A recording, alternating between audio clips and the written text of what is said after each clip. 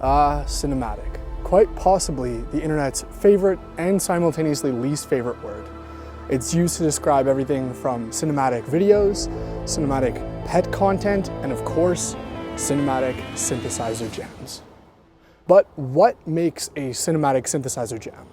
You definitely know it when you hear it. There's something about the cinematic synthesizer sound, even if it's done to death, that still captures my imagination and my heart. So in this video, I'm gonna go over what I think are the 5 things that make a cinematic synthesizer patch.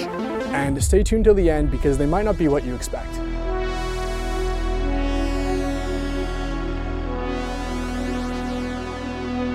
No video on cinematic synthesizer sound design would be complete without Vangelis's Blade Runner soundtrack. Now, while this piece perfectly captures all 5 points that I'm going to talk about, there are so many other great examples of cinematic synthesizer jams that I studied listening to this video as well as my own music. So I'm going to start off with the #1 thing that probably is the most obvious, so let's get it out of the way first. Reverb. Is it really just as simple as turning your reverb up to 100% and 40-second decay, and therefore we've got the cinema is ours? No, unfortunately not. However, I wanted to address it first because yes, reverb is very important, and step 1, I think the type of reverb you use is really important. The classic Blade Runner reverb was done on the Lexicon 224, but we don't need that. The type of reverb is what matters most, in my opinion, for something sounding cinematic versus muddy or murky or more pop focused. Try to go for reverbs that are made up of different delay lines, that don't have a ton of diffusion, that have some modulation, but not too much so that it becomes a giant smeary mess. A great example of this is the famous Strymon Cloud algorithm, but there's some other fantastic options, including the free Valhalla Supermassive, which sounds great.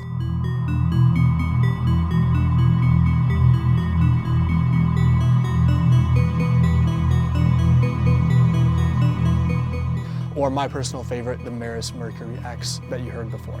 With the obvious one out of the way, let's move on to the other 4 ingredients of cinematic synthesizer music, which I think are a lot more interesting. Glide and bend.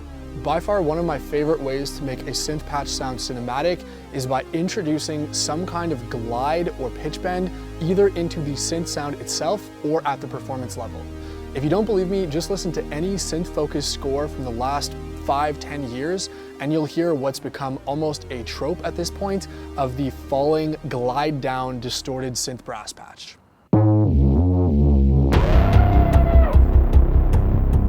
But just like Vangelis's Blade Runner soundtrack, it might be overdone, but it's overdone for a reason. It's so good. The reason this style of synth programming is so effective in sounding cinematic is that it mimics what an orchestra does by smoothly gliding between notes and passing in between pitches and not just doing chromatic steps, which will create a ton of tension and dramaticism. This is also why MPE controllers or non-traditional synth keyboards are such a game changer if you're into synth scoring or cinematic sound design. They just make it so much easier because of that ability to glide between pitches.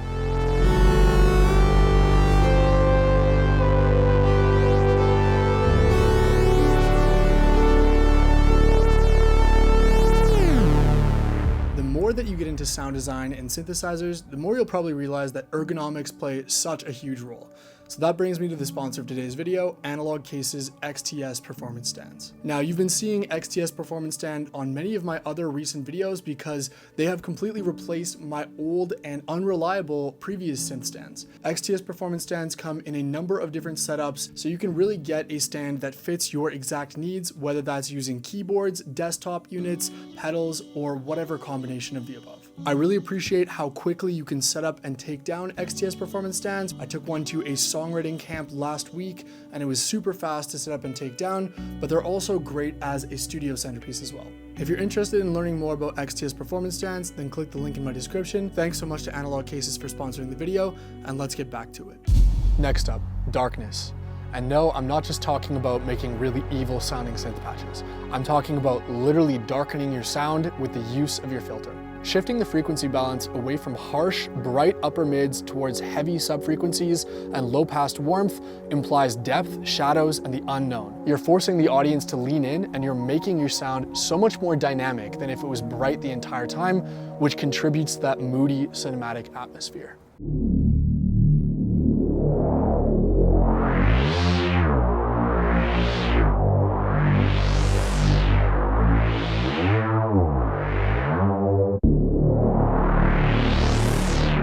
This is also why the Novation Peak or Summit are some of my favorite synths for cinematic sound design, because their tone is inherently super dark. The Moog Sub 37 is another excellent synth in this regard because of its naturally darker, grittier tone.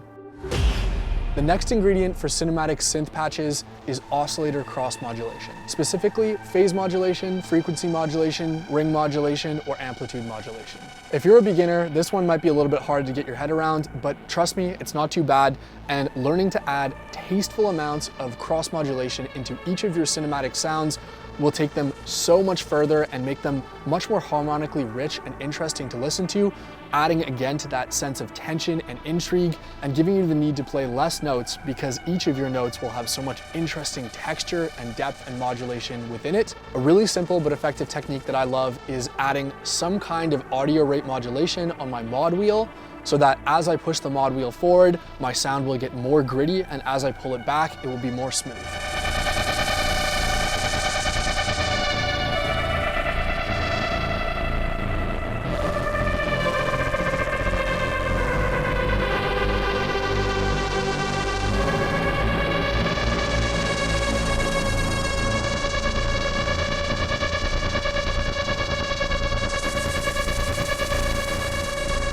All right, getting to our last point here. And if you've enjoyed this video so far, please leave a like, subscribe if you want to see more synth videos. It really does help my channel.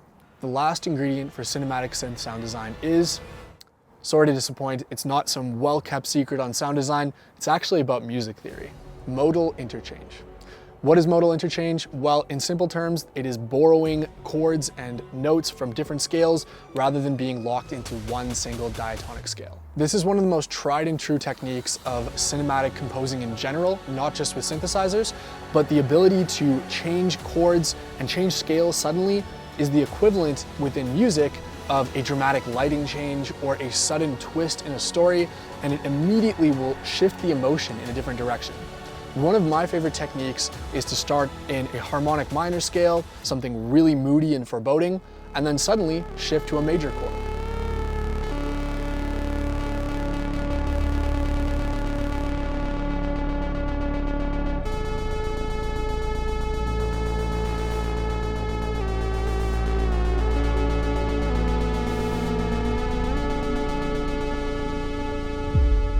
If you're interested in learning more about chord progressions and synthesizers, then definitely check this video out because it's a whole rabbit hole that we don't have time to get into more today. So let's summarize. Creating space using reverb and restraint. Creating movement through glide and pitch bend. Creating dynamics and building tension with darkness. Creating friction with cross modulation.